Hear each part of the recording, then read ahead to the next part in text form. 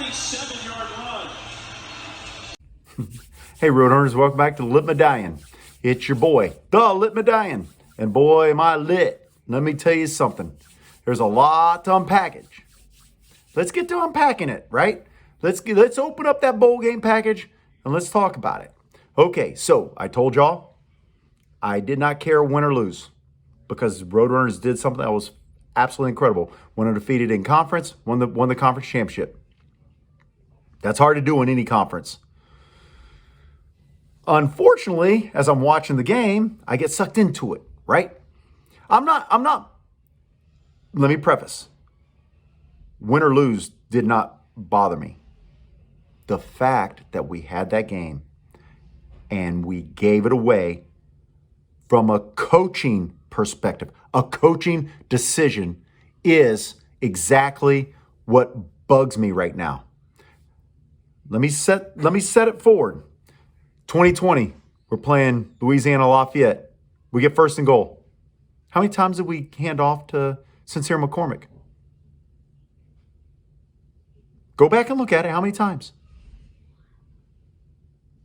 We didn't get a score. Lost that bowl game. Let's go to 2021 bowl game in San Diego State. We started off hot, didn't we? Brendan Brady, BJ Daniels were tearing up San Diego State. And we completely abandoned the run. Completely abandoned it. Kind of a theme here. 2022, Barnes is actually running the ball pretty good. Got pretty good stats. Better stats than their running back has. Our defense was playing lights out.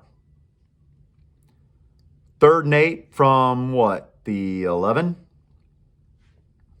3rd and 8 from the 10.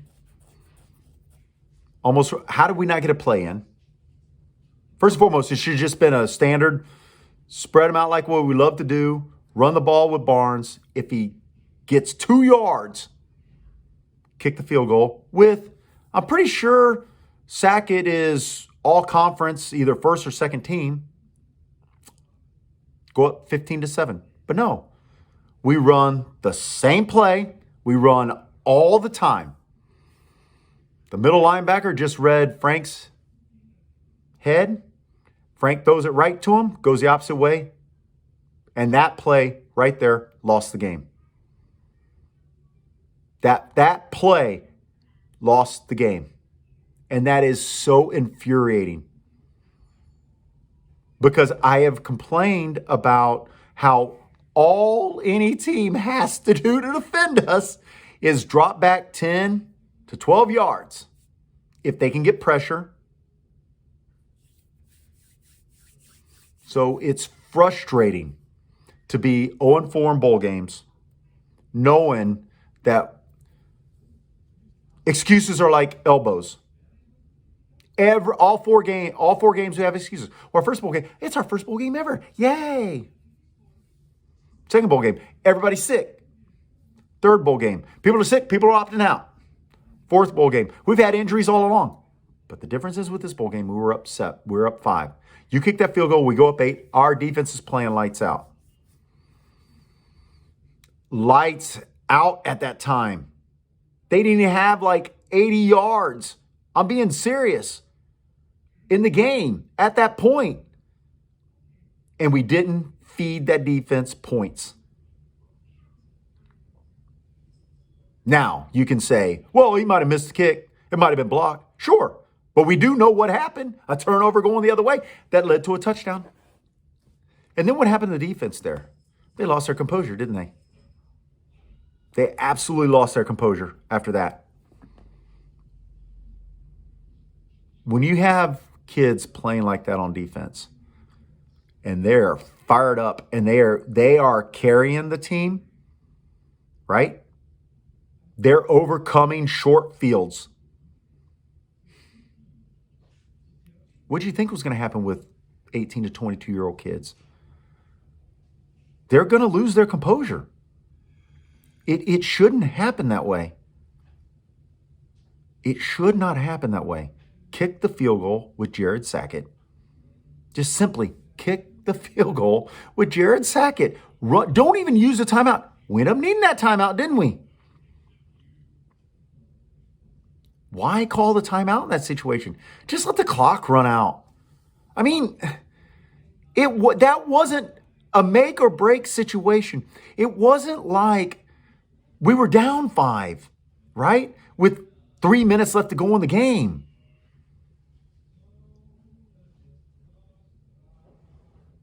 Now let's go to 1st and goal from the 5. After Barnes was a little tired, right? But he still got us the 2nd goal and the 3. And then we never ran the ball again.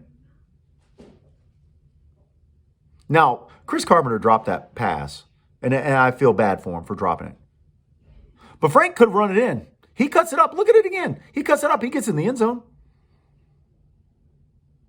So things happen, right? Ball games, win or lose. But I can also say we shouldn't even been in that situation, should we have? We shouldn't have found ourselves down 6 at that point. Then ultimately losing 18-12. When you hold the other team to 150 total yards. From a coaching perspective, that's embarrassing. I don't care how many turnovers we had. That's embarrassing. Simply because, like I said, you simply run the ball, you simply kick the field goal, you simply go up 15-7. Or at worst case, you miss the field goal and it's still 12-7, but they're starting on the 20 instead of our 20.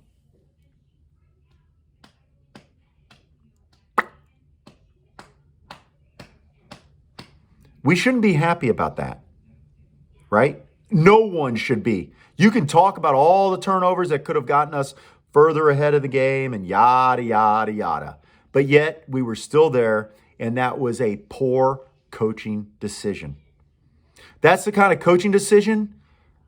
In fact, you know what I'm going to you're all from San Antonio. That's similar to taking Tim Duncan out in Game 6.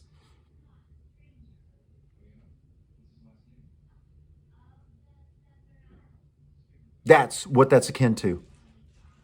Now, hopefully it turns around and we win the AAC next year and we win our first bowl game. But man, being 0 for 4,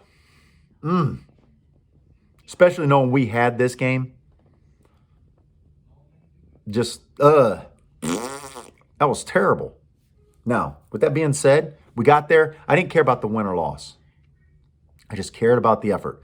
Offensive side of the ball, I don't know. That was weird. But defensive side of the ball, with Mayfield playing clubbed up somehow, some way, I didn't know his hand was injured that bad. And still, Trey Moore still getting after the QB, Mayfield getting after the QB. This was incredible defensive performance. We were after that QB.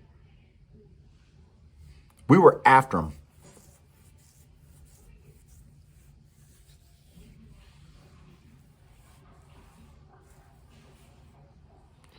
But alas, we have to live with, well, see, that's what happens when a Texas offense plays a good Deep South defense. You're going to hear that. You're going to hear that all next year. You're going to hear that the next time we lose to a good defense. And then it's going to sow seeds of doubt in your mind about the program's future. That's all. That's all. It was disappointing. Happy to see the team there. Happy to see that still we're winning the game, even with all those mistakes. UTSA was the better football team. Straight up. The better football team that day. They just didn't hold their composure, offensively, defensively, at all, to win that game. I mean, 350 yards of offense to 150 yards of offense.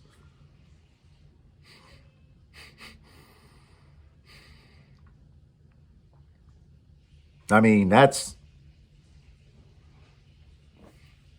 is what it is. But anyway, so rounding out the year, 11-3, winning 30 of a possible 40 football games the past 3 seasons. That is an incredible stat. There's a lot to be happy about. A lot to unpack. And we unpacked it, didn't we? I think we did. I think we touched the major points. Mayfield didn't interfere on that. That first interference was bogus. That first interference was bogus. Both the announcers are like, come on.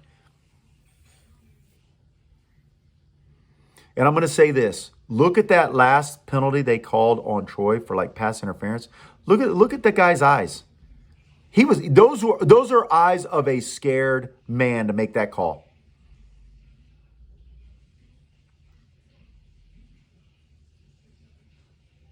Look at him. Now he kind of had those kind of eyes, but those eyes on that one of a scared man to make that call. Like, oh my God. I'm just going to say too much crap. Too much crap officiating. Did the Roadrunners earn half of them, 3/4 of them? Probably. But I know Mayfield didn't interfere that first time. And they say you got to play through that. Well, did you make Troy play through it? Did you make Troy play through it? See, there's the answer. Well, anytime someone says that question, well, you got to learn to play through it. Well, does the other team got to play through it right now? Because it doesn't look like it. So why do we have to play through it? I thought a game had rules.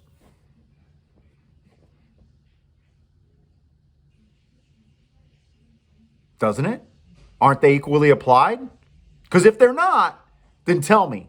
Because I'll just go watch the WWF and then just pick my favorite guy and whenever or gal, right? When they come on and watch them wrestle and watch the script and follow the script. Anyway, Kavorian Barnes was the man. He was a stud. The only healthy running back, apparently the only healthy running back we had. Cobb wasn't ready. Of course, Justin Rodriguez, we'd have to have been up for him to be in the game. But, it is what it is. No Cephas. The kids still stepped up. But I will say it again, part of that's coaching. The kids that they put out there are prepared. But Carpenter drops that. Maybe he drops them all the time in practice because he's nervous. He's trying to prove that he belongs. Let's put it this way. You ever have somebody looking over your shoulder while you're trying to do work for them? Like if you're a repairman and the person's right over your shoulder in your ear, and you just want to strangle somebody. We can't strangle somebody, but that's the same feeling on the inside. Maybe that's why he dropped the ball. Because it didn't feel natural to him, because he wasn't ever in any kind of situation like that. Also, we need to return more kicks. Kickoffs, just use him. Send him out there. This fair catching in the end zone it's getting old. What's funny about it is that is such a let's not lose by returning the thing, fair catch approach, that it flies in the face of how we handled that third down play that resulted in an interception going the other way. Because if you take that same approach and apply it to that situation, we get the field goal, we go up 15-7. Yeah, I'm a little aggravated with that play call. I'm not going to lie. But I should have known it was coming. Every bowl game, we do something just dumb. Last year, I talked about Lucas Dean. He was punting with the wind. They had him rugby style kick on a soft field, and that ball didn't go anywhere. Once it hit the ground, didn't bounce, didn't go anywhere. But you saw how well he kicked the ball in this bowl game. He was kicking it like that last year. If he gets it up and gets it in the stratosphere last year, he literally puts it in the end zone. He literally gets an 80-yard thing. But that's history. But that history is indicative of what we can expect next year and next bowl game and the bowl game after that. Until the coaching staff learns, grows. Let me ask you something. 2 questions I'd like for you to answer in in the thing. Did Frank Harris, regardless of interception or anything like that, when you saw him close up on the TV, did he look like himself?